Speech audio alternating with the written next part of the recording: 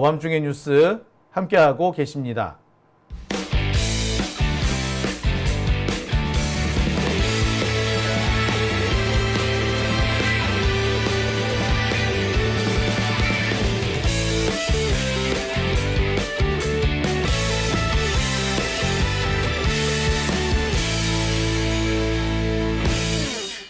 네, 오밤중의 뉴스 이제 네 번째 주제로 넘어옵니다.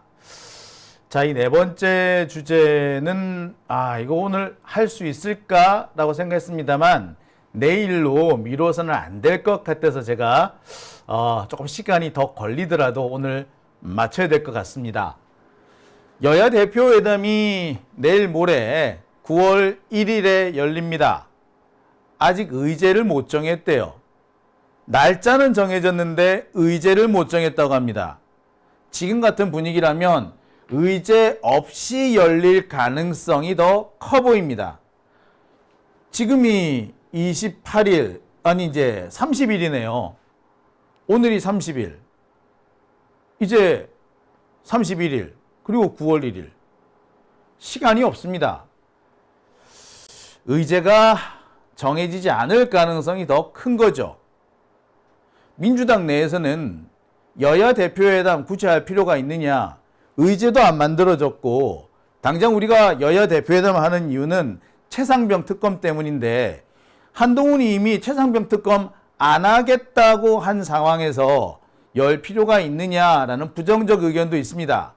하지만 이재명 대표와 민주당 지도부에서 그래도 열겠다라고 결론을 내렸다고 해요. 그 이유는 대표회담 자체가, 이 열리는 것 자체가 한동훈을 막다른 골목으로 외통수로 몰아갈 수 있다라고 판단했기 때문이라고 합니다. 글쎄요. 의견이 다를 수는 있겠습니다만 어느 정도 불가능한 얘기는 아니라고 저는 생각이 듭니다. 아이고. 예. 자, 오늘 이런 기사가 났습니다. 다음 달 1일 국회에서 회담을 연다. 모두 발언만 공개한다. 그러니까 한동훈이 모든 내용을 다 생중계하자라고 했는데 생중계는 안 하는 거죠. 깐족되는 게 실패한 겁니다. 그런데 문제는 의제가 정리되지 않았다는 겁니다. 한동훈은 연금개혁을 하자. 연금개혁을 의제에 포함시키자고 합니다. 금투세를 의제에 포함시키자고 합니다. 민주당에서는 의정 갈등, 그러니까 의대 정원 확대 문제와 최상병 사건을 포함시키자고 합니다. 근데 이 두 가지 문제는 한동훈으로서는 절대 받아들일 수 없는 거죠.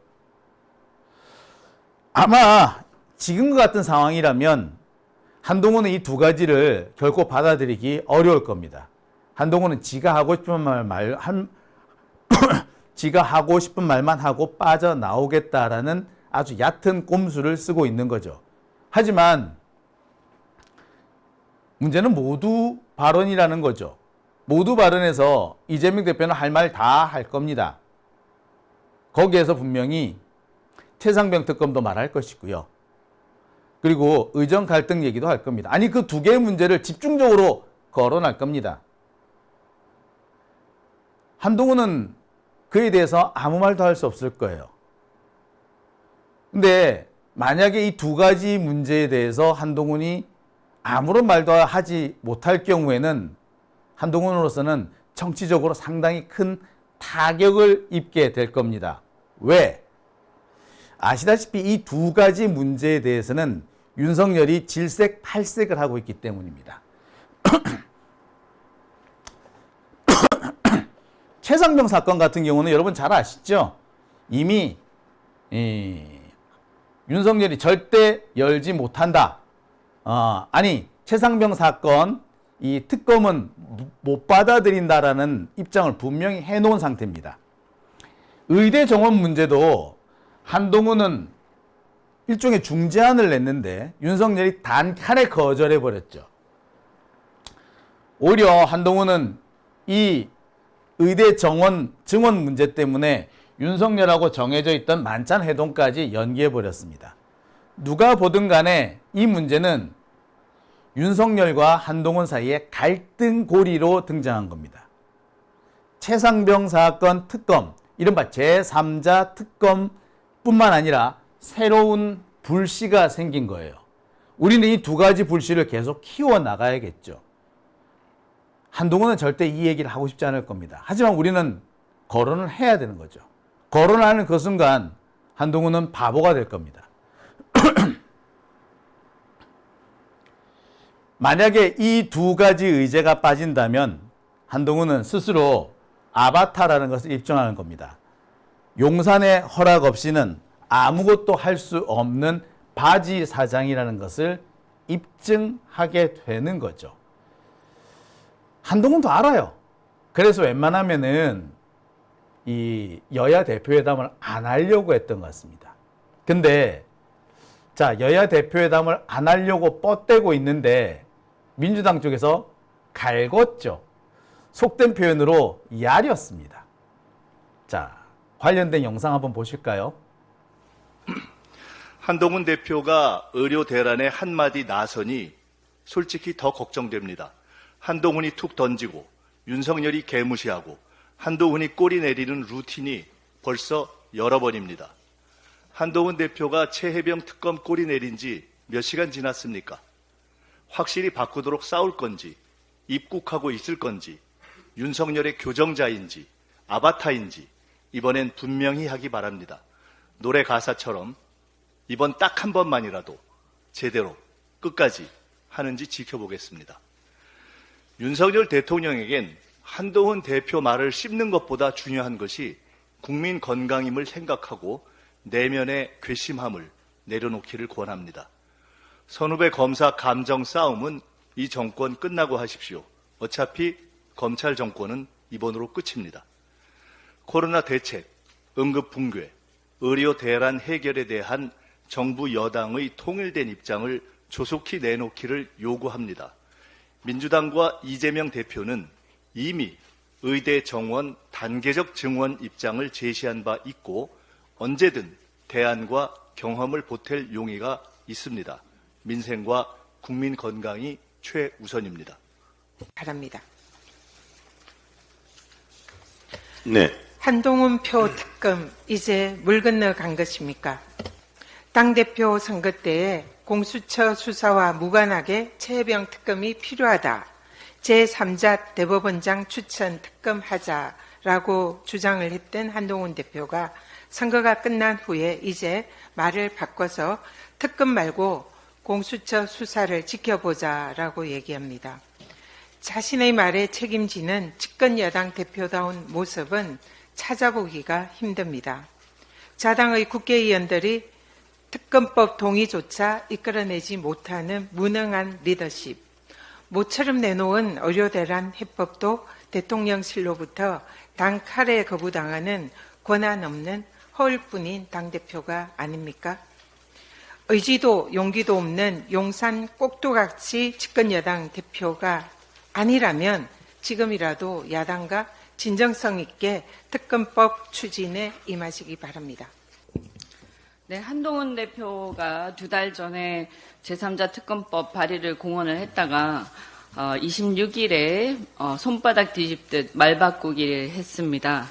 한동훈 대표는 제3자 특검법을 발의할 자신도 능력도 의지도 없는 것을 드러냈습니다. 지금까지 한동훈 대표가 김건희 명품백 수수 혐의라든가 그 무혐의 처분이라든가 제3자 특검법에 대해 보여준 태도로 볼 때 윤석열 정권과 차별화하기는커녕 과거 전두환 노태우 사례처럼 차별화 쇼를 할 능력도 의지도 없다는 게 증명이 됐습니다. 과연 어떤 눈꼽만치라도 이 정권과 어떤 독자적인 의사결정권을 갖고 있는지 의심스러울 지경입니다. 한동훈 대표는 국회의 다수당 제1야당 대표가 굳이 독립적인 의사결정권조차 있는지 의심스러운 여당의 대표를 만나서 회담해야 할 이유가 있는지 스스로 입증해야 될 것입니다. 네. 김인석 의원의 말이 상당히 재밌었죠. 한동훈이 툭 던지면 윤석열이 개무시하고 그러면 한동훈이 꼬리 내리고. 네. 이현주 의원의 한마디도 꽤 아팠을 겁니다. 한동훈은 이제 니를 왜 만나야 되는지 그 이유를 좀 입증해 봐라 라고 말이죠. 한동훈은 이 얘기 자체가 상당히 아팠을 겁니다. 여기서 안 만난다면, 회담을 깬다면 스스로 자기가 얼마나 무능한지를 공식적으로 확인해 주는 게 됩니다. 그런데 막상 만나게 되면은 당연히 최상병 특검이나 이 의대 정원 문제 거론 안 할 수가 없죠. 근데 이게 거론이 되면은 거론하는 그 순간에 윤석열과 한동훈의 갈등은 공식화되는 겁니다. 이재명 대표가 거론했는데 한동훈이 꿀먹은 벙어리를 한다면 한동훈은 체면을 구기게 되는 거죠. 아바타라는 것을 인정하게 되는 겁니다. 이미지가 치명적인 손상을 받게 되는 겁니다. 뒷단에는 지가 윤석열과 따로 가고 있다라고 엄청 선전하고 다녔는데 사실은 그렇지 못할 뿐만 아니라 찍소리 못하는 바보다라는 것을 입증하게 되는 것이고, 또 한편으로 보자면은 당 내에서 들끓고 있는 여론조차도 수렴할 수 없는 무능한 자라는 것을 만천하에 공표하는 게 될 겁니다. 그러니 한동훈으로서는 회담을 하는 것 자체가 무척 힘든 상황이 될 겁니다. 그렇다고 회담을 안 하자니 그 역시도 자신의 입장으로서는 상당히 곤란할 거예요. 덥석 받았잖아. 왜 받아? 받지를 말든가. 지금 상태에서는 한동훈 때문에 이 여야 대표회담이 망가졌다는 걸 누구나 알게 될 건데, 자, 한동훈으로서는 가오 빠지는 일이 될 거죠. 하지만 그나마 제일 손해를 줄일 수 있는 것이 회담을 안 여는 걸 겁니다. 근데 글쎄 뭔 배짱으로 여는 건지 모르겠어요. 아마 한동훈은 그렇게 할 겁니다. 이재명 대표가 거론을 했는데도 거론이 안 됐다라는 식으로 배째라, 모른다, 모르쇠 전략으로 나올 가능성이 참 크죠. 그렇게 해서 얼렁뚱땅 넘어가겠다는 겁니다. 하지만 그 순간조차도 한동훈으로서는 마이너스예요. 얼마나 중요한 상황입니까? 그리고 자기가 스스로 자기 입으로 뱉었던 얘기들이잖아. 제3자 특검이든 의대 정원 문제든. 그런데 그 얘기를 여야 대표회담에서 얘기 안 했다? 더군다나 그 문제에 대해서는 야당도 받아들이겠다라고 했는데 거기에 대해서 얘기를 안 했다? 마이너스입니다. 자, 한동훈이 깐족되는 것 외에 이 문제를 어떻게 풀어나갈지는 좀 봐야 될 것 같아요. 하지만 풀어나갈 가능성은 그닥 커 보이지 않습니다. 아마 제가 볼 땐 그래요. 여야 대표회담을 전후로 해서 한동훈하고 윤석열하고의 갈등 구조가 좀 더 커질 겁니다. 지금까지는 대충 짜고 치는 고스톱으로 어떻게 넘어올 수 있었는데 이제부터는 쉽지 않아 보입니다. 제일 큰 문제는 한동훈 혹은 윤석열 이렇게 갈라져 있는 국힘당의 지지층들이 자기들끼리 싸우게 될 가능성이 높다는 거죠. 그들이 볼 때는 지금의 이 문제가 자중질환을 일으키는 걸로 볼 거예요. 각자 윤석열 때문에 이 문제가 생겼어. 아니 한동훈 때문에 이 문제가 생겼다. 라는 식으로 탓을 돌리게 될, 그리고 서로 뒤집어 씌우기 하려고 할 겁니다. 그러면 윤석열이든 한동훈이든 자기들은 안 싸우고 싶어도 안 싸우는 상황이 안 될 수가 없는 거죠. 자, 그러니 외통수라고 부를 수밖에 없는 거 아니겠습니까?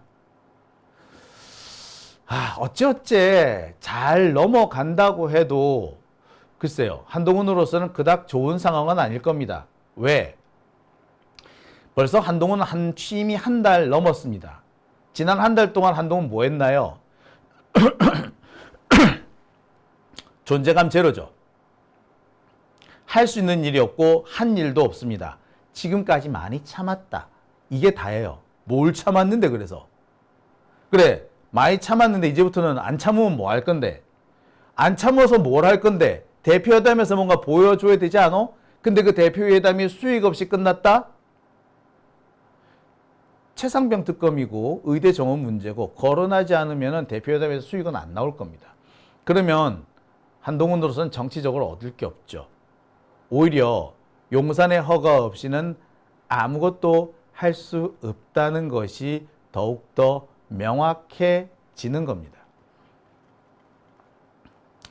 자, 그러니 이재명 대표 입장에서는 일단 외통수, 막다른 길로 몰아넣고 볼 일인 거죠.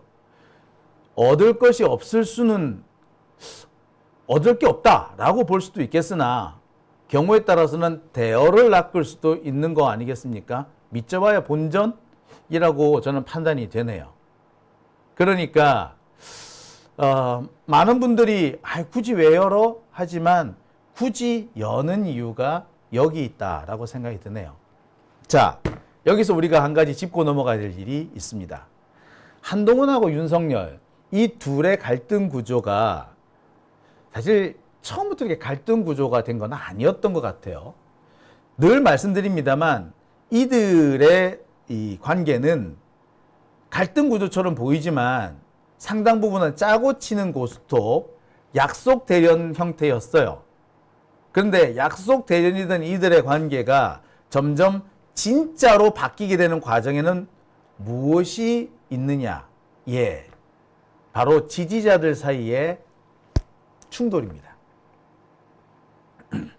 여기서 우리가 짚고 넘어가야 되는 부분이 있는 거죠.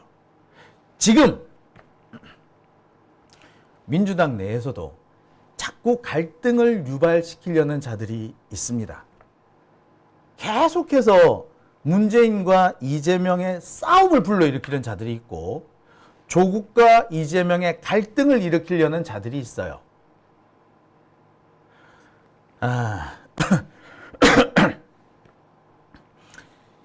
문재인 대통령이 뭘 잘못했다, 뭘 잘했으면 우리가 정권을 안 내주지 않았겠느냐. 예, 뭐 비판하는 거 좋아요. 그런데 그렇다고 해서 문재인을 잡아가더라, 문재인은 수박대장이다, 이런 온갖 비방과 비난의 목소리를 높이는 것은 잘못된 거 아닙니까? 그렇게까지 잘 이야기할 필요는 없지 않나요? 그죠? 그리고 무슨 주제로 이 얘기를 하든 우리 방송 유튜브 민주진영 유튜브들이 있는데 시도 때도 없이 문재인 전 대통령 욕하는 그런 유튜버들 많죠.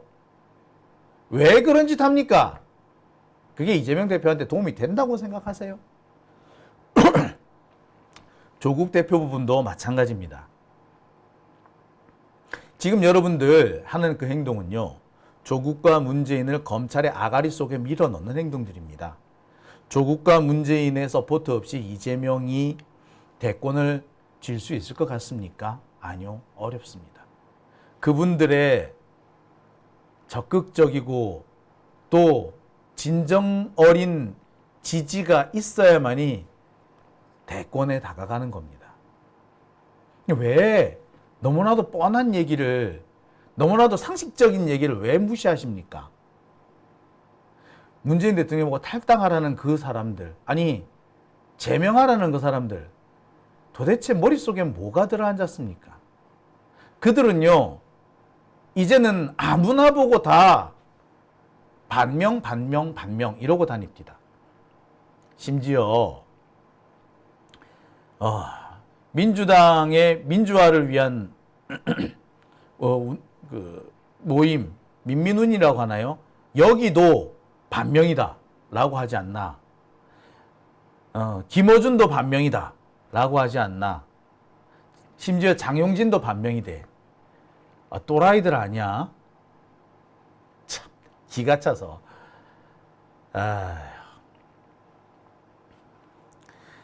족보도 없는 것들이 2년 전에는 존재감도 없던 것들이 어느 날 갑자기 나타나가지고 지들이 친명이라고 떠들이는 거 보면서 기가 찹니다.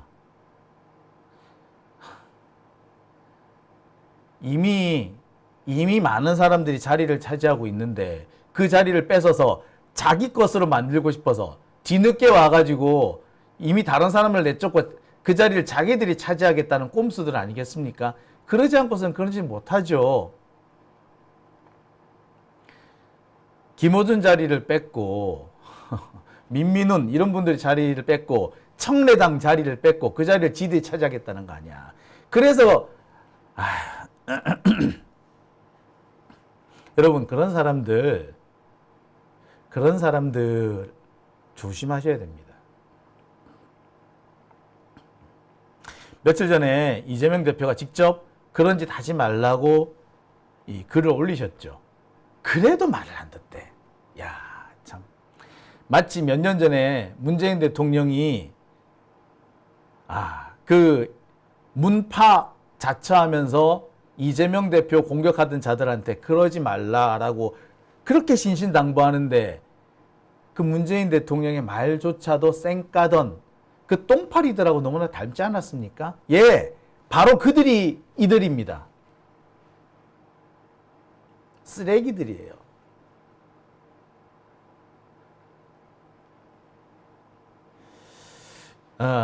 이재명 대표하고요, 조국 대표하고 결국에 하나가 될 겁니다. 그리고 결국에 최종적인 대권 후보는 이재명 대표가 될 거예요. 그러면은 조국 대표를 지지하는 사람들도 정말 기꺼운 마음으로 즐겁게 이재명을 지지할 수 있게끔 만들어줘야 되잖아요. 그 준비를 우리가 해줘야 되지 않겠습니까? 그런데 오히려 우리 쪽에서 조국 대표를 배척하고 조국을 내쫓겠다라는 식으로 한다면 과연 그들이 이재명 조국 경선이 붙어서 조국이 패하고 이재명이 되었을 때 그들이 정말 선선히 이재명 지지하겠다라고 하겠습니까? 그게 그렇게 쉽지가 않아요. 많은 사람들은 그래도 이재명 지지하겠다고 하겠지. 하지만 일부 극소수는 또 지난번처럼 어깃장을 놓을 겁니다. 그 어깃장 놓는 그 일부가 정말 위험한 거지 않습니까? 예. 그거 막아야죠. 어떻게든 간에.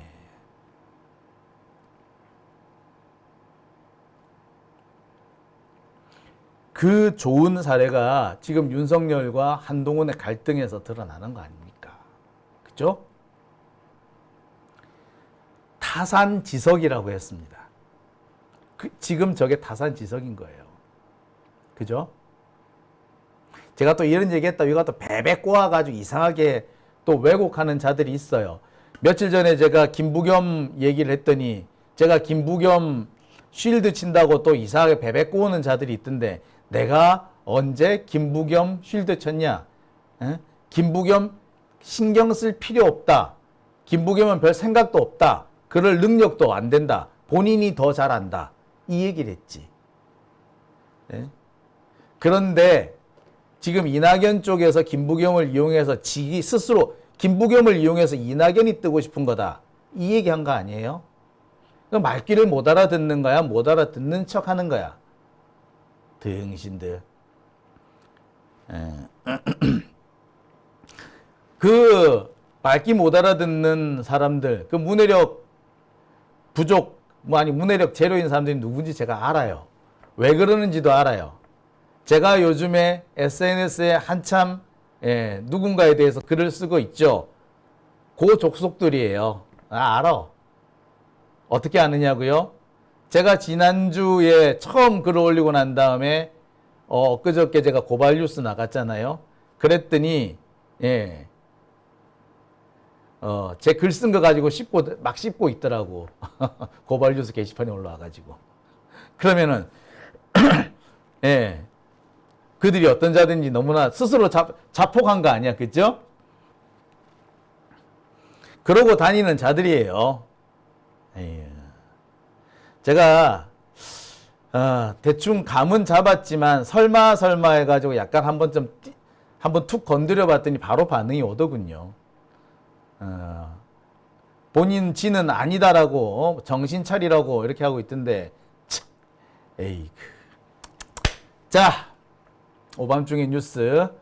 함께하고 계신 지금 시각 1시 38분 지나고 있습니다.